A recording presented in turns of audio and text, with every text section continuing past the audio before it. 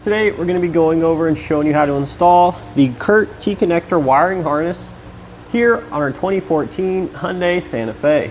So this is what our trailer wiring harness is going to look like installed.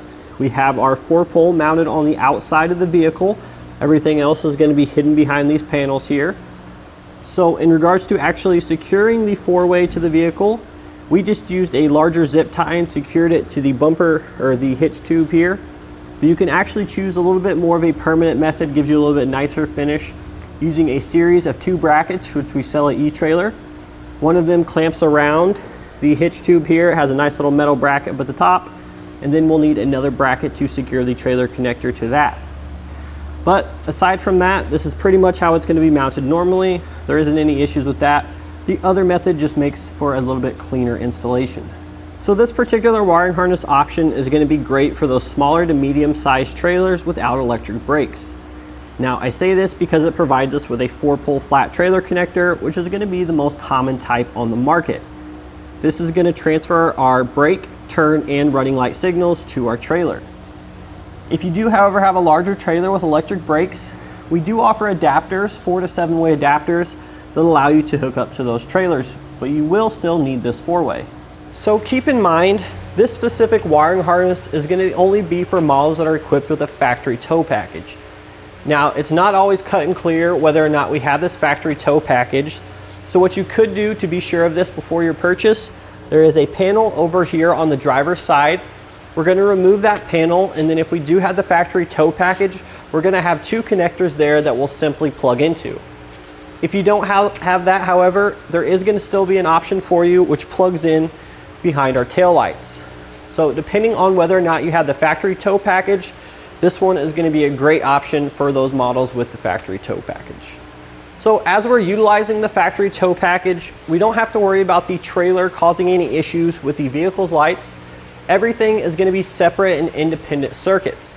Therefore, we don't have to worry about any issues at all transferring over to our vehicle. But as far as installation goes, this one's super simple. I definitely encourage you guys to try this one at home by yourselves. We have one panel we need to remove, and then the rest of it is pretty much plug and play. We really don't need any tools besides maybe a screwdriver. That's about it. We'll go ahead and walk you through this entire process now. So the first step of our installation, we need to locate the tow package plugs, and these are going to be on the driver's side beneath this panel here. So in order to remove this panel, we're going to need a Phillips head screwdriver. We're going to have several of these screws along the outside here. So these are plastic screws, so we'll just go ahead and loosen them slowly, and then we should be able to pull it the rest of the way out.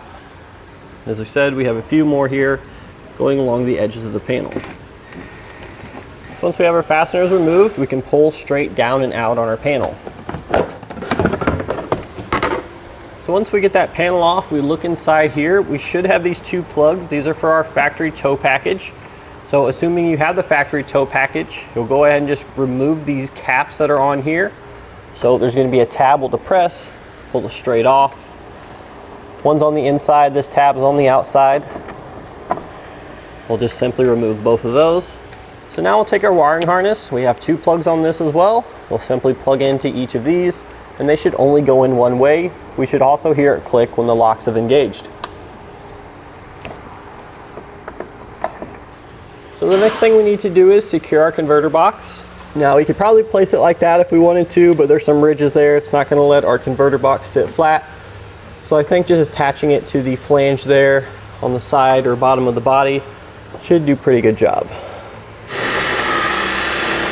So now we're going to go ahead and insert our fuse here into the fuse holder. Go ahead and cover this. And now I'm going to take some of the zip ties that we have in our kit here. I'm going to use it to secure some of this extra wire. I'll probably just tape it up to the factory wires.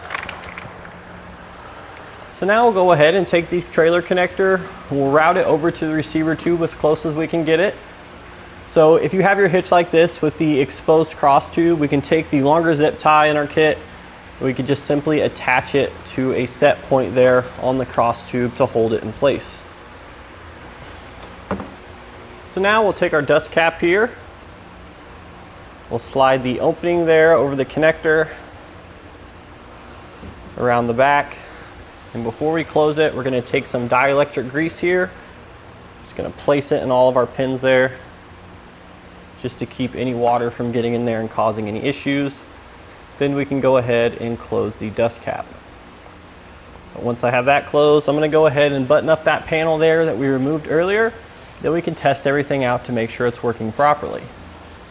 So now we're going to be using a 4-pole tester to check everything out. You can use your trailer as well. Just keep in mind that if there's any issues on the trailer, it would be hard to isolate between the two. So we're going to go ahead and test our brakes, our left turn, our right turn, and then finally our taillights. So there we go. Now we know everything is working correctly. And that's going to do it today for our look and installation of the Curt T-connector trailer wiring harness here on our 2014 Hyundai Santa Fe.